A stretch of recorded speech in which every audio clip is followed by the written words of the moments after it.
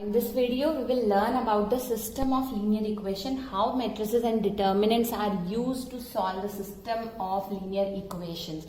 So before solving system of linear equation, let us know what is a solution.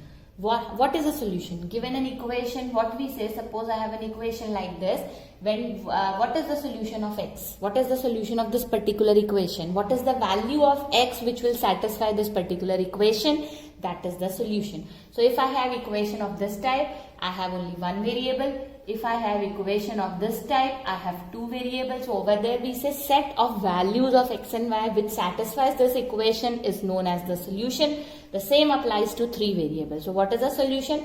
The set of values of the variables which satisfy a particular equation we say is a solution. So solution are of two types. One is consistent, the other one is inconsistent. As the name says, consistent means the solution is either unique or infinitely many. Now what is unique? Unique means I only have one answer as the solution. And what is infinitely many? Infinitely many means I'll have solution in terms of some arbitrary constant where I can put on the values and I'll have many solutions. Infinitely many solutions. Like if I have solution x is equal to 1, y is equal to 2, that is unique solution. Infinitely many means if I say x is equal to k, y is equal to 2k where k is integer. So it means k can take any value. If k is 0, x and y will be 0. If k is 1, x will be 1, y will be 2. Similarly, this is known as arbitrary constant. So this is infinitely many solutions. So infinitely many solution and unique solution, they come under the category of consistent solution. It means I have some solution. Consistent means I have some solution. I don't know what type of solution it is. Either it can be unique or it can be infinitely many. Now what is inconsistent? Inconsistent means I have no solution. So this type of particular thing we have done in class 10th also, where we did some different method, that was substitution, elimination, cross multiplication. Over here we will be using matrix and determinants to solve our system of equation. How? So do it with, let's clarify all these things with the help of an example. So this is question number 1 of exercise 4.6.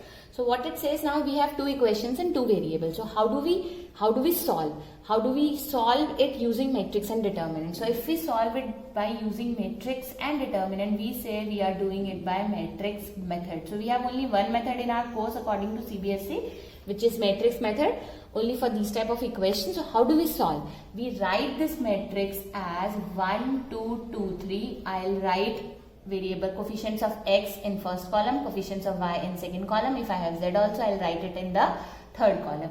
Then I'll have the variable matrix, that is x and y, and whatever is the constant, I'll have a constant matrix. So like this, we say this is, let us represent it by a, this by x as unknown variables, and this by b. Now if I have to find x, I need to remove this a from here. So what do we observe? This is a square matrix, so I can find its inverse. So how will I remove it? If I pre-multiply it by its inverse. So we will pre-multiply it by this like this. So it will be x is equal to a inverse b.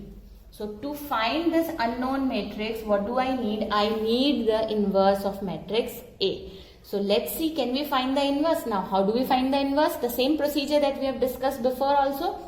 To find inverse, I need to know my determinant. Now for a 4-marker question, if it is a 2 by 2, you will have a 4-marker question. You can have a 4-marker question. So you will follow this particular procedure. The first thing you will do is, you will say, let's find the determinant, which is 1 into 3 minus 2 into 2.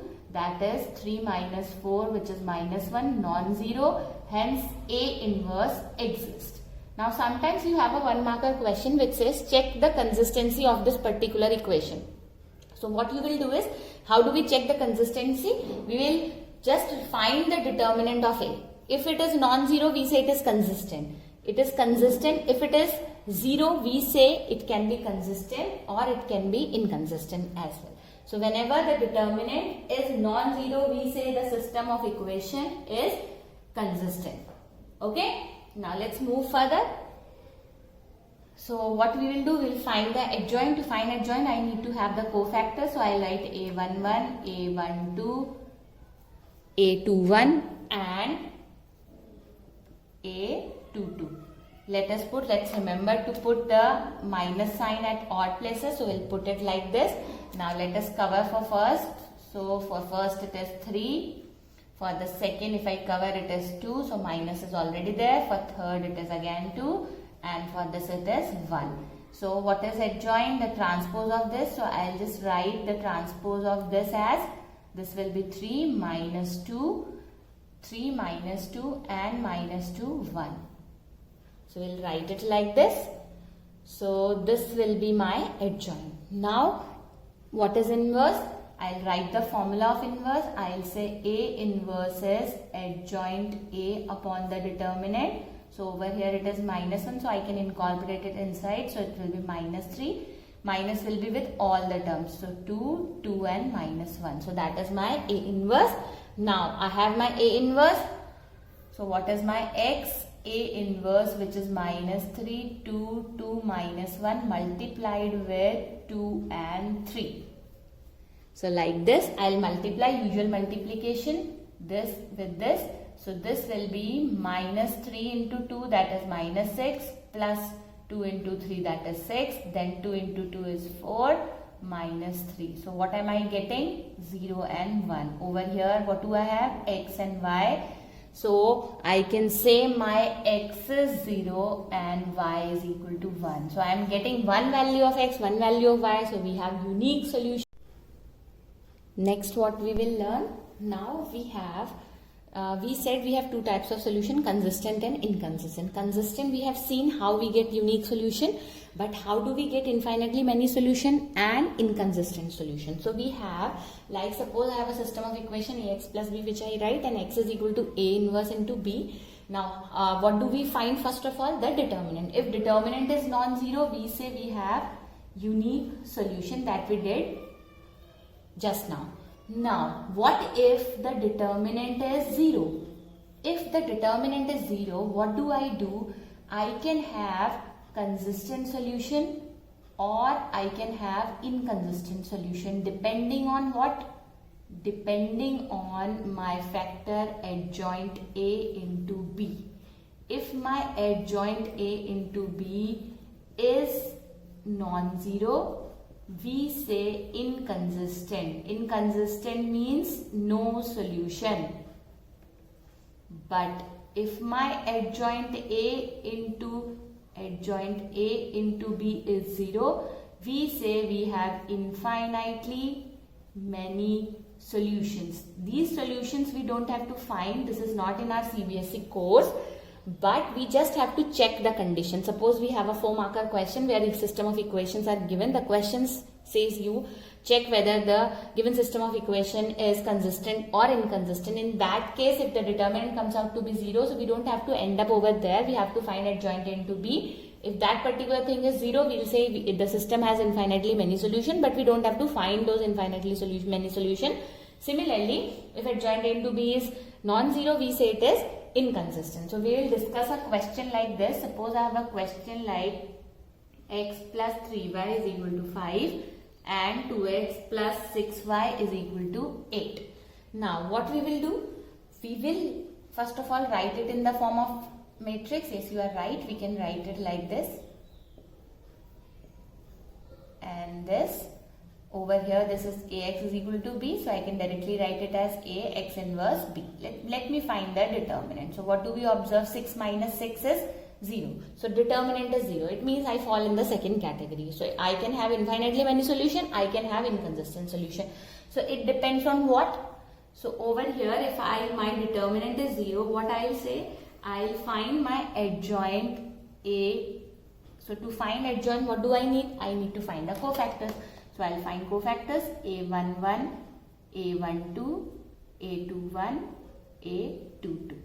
So let me put the minus sign over here for this as well as for this. So if I cover it like this, it will be 6, this will be 2, this will be 3 and this will be 1. So if I write it in adjoint, it will be 6 over here. My adjoint like this. 6 minus 3 minus 2, 1. In other words, also we can observe, we interchange these two places and invert the sign of these two. Now what I'll do, I'll find adjoint A into B. So how do we find adjoint A into B? Adjoint A into B, I'll just multiply it with B, that is 5 and 8. So I'll get 6 into 5 is 30 minus 24 minus 10 plus 8. So I observe it is coming out to be 6 and minus 2, which is non-zero. Hence the system of equation is inconsistent. Hence the system of equation is inconsistent. Let's see this question. What answer does it give? So we have equation over here. Let's write it in the form of matrix as 4, 8, 3, 6. So this will be x, y, and this will be 5 and 10 over here. 5 and 10. So this is Ax is equal to B. So what will be x? X will again be A inverse B. So let's find the determinant. So A determinant is 6 into 4 is 24 minus 8 into 3 is 24. So it is 0 again. So what does it mean? So it means I have to find the adjoint. So to find adjoint A into B, I will find first of all the cofactors. So A11, A12, A21, A22. So let us quickly put the signs so that we don't do any error. So we have these signs over here. So if I cover it like this, this will be 6. If I cover it like this, this will be 8. If I cover it like this, 6. And this is 4. So adjoint A will be 6. This is column, so it will become row minus 3, minus 8 and 4. Just cross check, we interchange these two places and invert the sign of these two. So next I will multiply it with B. So B is 5 and 10 over here. So if I multiply, let's see what I am getting.